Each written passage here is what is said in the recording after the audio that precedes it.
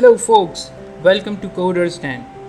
Today we are going to implement an end-to-end machine learning project, and we are going to go through all the series of steps which were followed to build this project.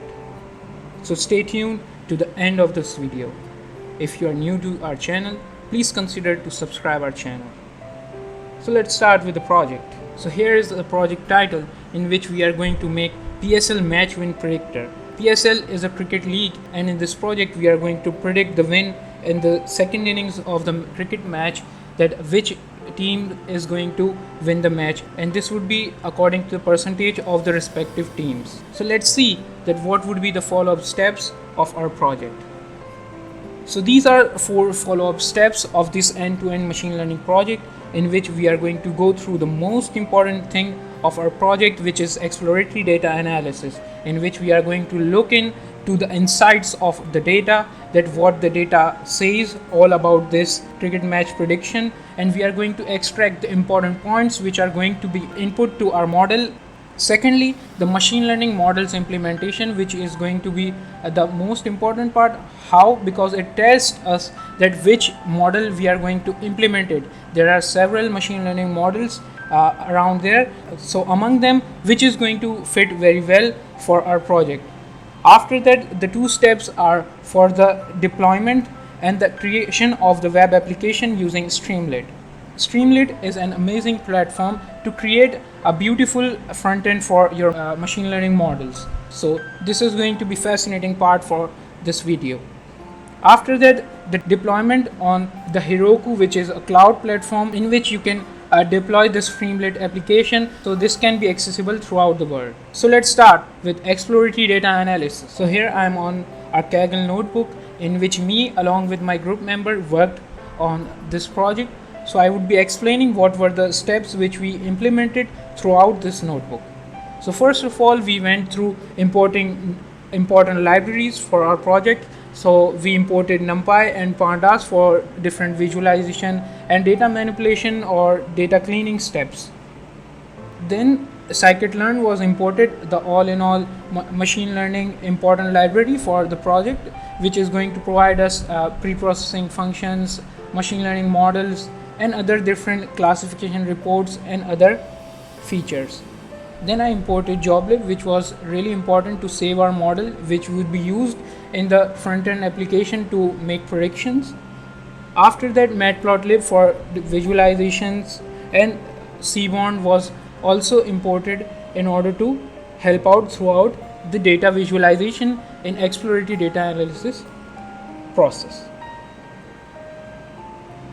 So the second step over here is that we have loaded and imported the data which was freely available on Kaggle, which was related to Pakistan Super League ball by ball data. So this ball by ball data is really important over here, because we wanted to emphasize a different weight on the balls which were played earlier and the later in the match. Here you can see that what are the attributes our data contain. It contains the year in which the match was played, the match number, and the teams in which the match was played in between, the innings, over, balls, and subsequently other features which a cricket match contains. And you can see that the result column over here is a string base, in which it tells that which team has won among the both competing teams. After that, the data processing step, which is really important to clean all the null attributes in our data.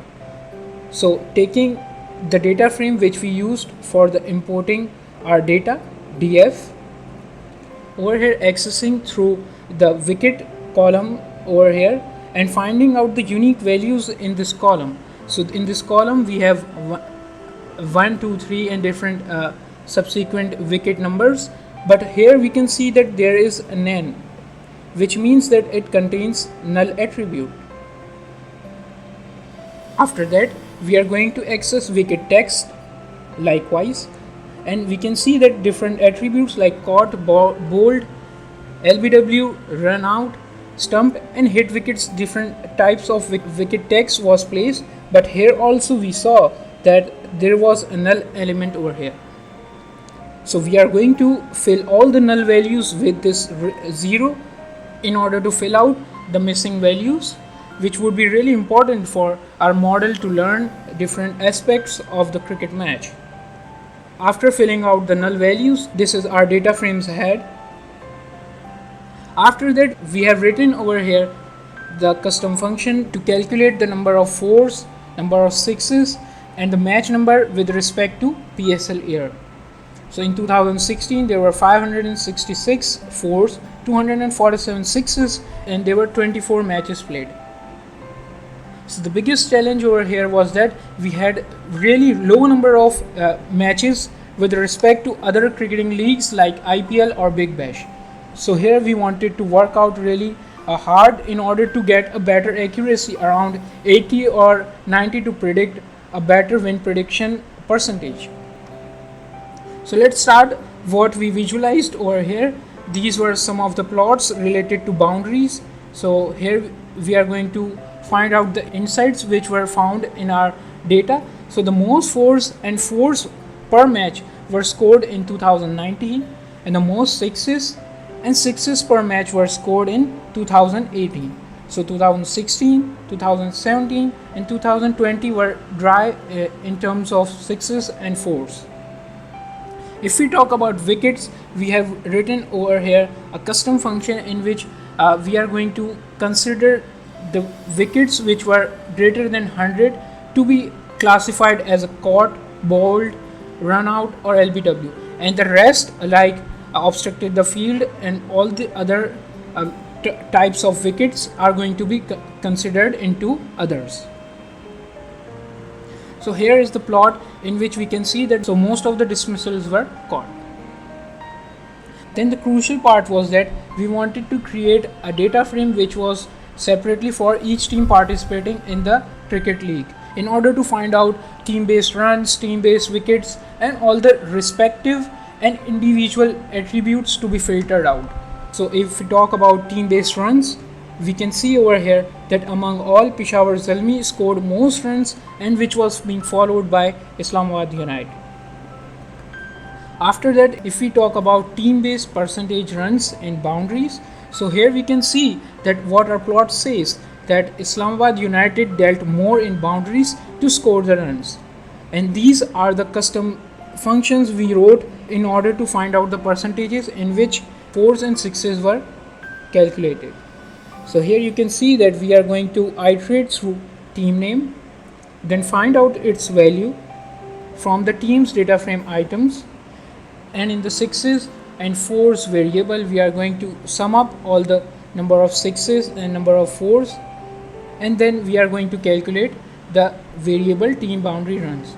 So subsequently throughout this notebook we wrote different custom functions in order to plot the bar chart. Moving forward to the dot balls played, over here we found out that Lahore Qalandars played the most dot balls throughout the 5 PSL seasons. So moving fast forward, I am going to show you that how further insights were calculated from this. So 4 hit per team, runs scored per team, and wickets per team were subsequently calculated throughout the approaches which I explained earlier. Now coming to the most important part in which we had to manipulate our data, because the results column was in string, we wanted to convert it, or you can say that we wanted to encode it in a binary number, either 1 or 0. 1 would be for winning and 0 would be for losing. Here are the two functions which we implemented. So in the isWinner function we are going to manipulate our data likewise, that if the team number 2 is going to win, we are going to return 1, which would show that the team number 2 wins that particular match. And secondly, isOut function is used over here to find out that on that particular ball is the player got dismissed or not. After data manipulation, we are going to extract the important features from our data frame. So here we have first inning data frame, second inning data frame separately, because we want our model to be teach in order to predict the win percentages. So fast forward, here we merged the data frames which we made separately in the earlier cells, and after that here you can see this is the final version of our data frame. So you can get an intuition that how we are teaching a model on a ball by ball scenario.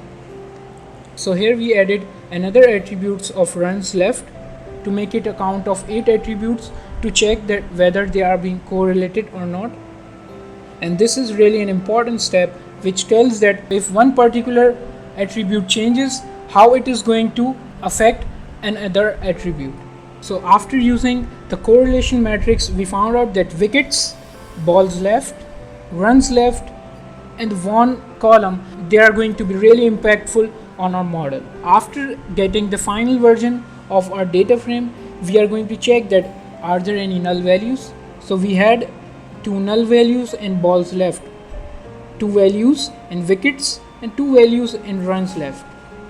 After that, we found out the shape of our data frame, and then we dropped the null values from our data frame.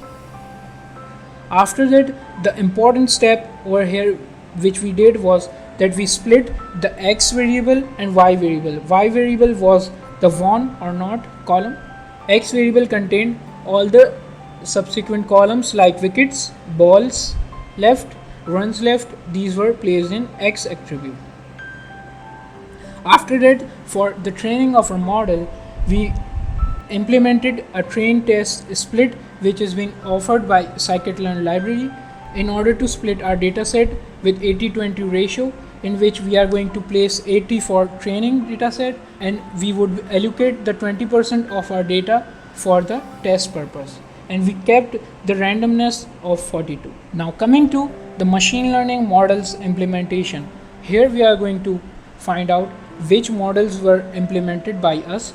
So let's see what were the models which we implemented. So starting with the first model which we implemented was random forest classifier, because it creates random trees and it has randomness. So we wanted to implement that how it is going to be impactful on our scenario.